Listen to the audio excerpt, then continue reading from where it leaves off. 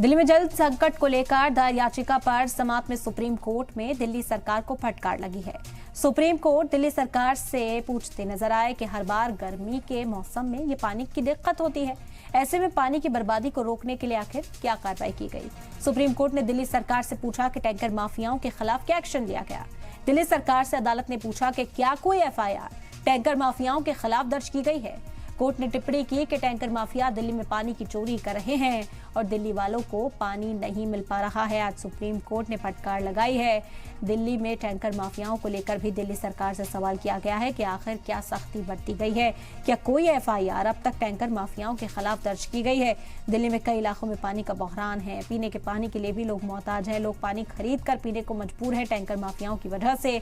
कई इलाकों में दिल्ली सरकार की ओर से, दिल्ली जल बोर्ड की ओर से जो टैंकर पहुंचाए जा रहे हैं वो काफी साबित नहीं हो रहे। इस मामले में सुप्रीम कोर्ट की मुदाखलत की अपील पहले दिल्ली सरकार ने खुद की थी, लेकिन आज सुप्रीम कोर्ट ने दिल्ली सरकार को फटकार लगाई है।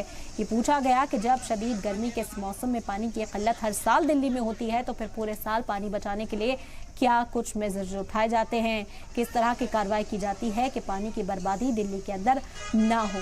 उस पर जवाब अब दिल्ली सरकार से मांगा गया है। साथ ही साथ आपको बता दें कि आसपास की जो रियासतें हैं उन्हें भी हिदायत दी गई है कि दिल्ली में इजाफी पानी छोड़ा जाए, दिल्ली वालों को पानी की परेशानी जो है इसको खत्म करने में मदद की जाए। हरियाणा सरकार, उत्तर प्रदेश सरकार और हिमाचल सरकार से ये अपील बार बार दिल्ली सरकार की ओर से की जा रही थी। कोर्ट ने भी हुक्म दिया कि इस परेशानी को हल किया जाए।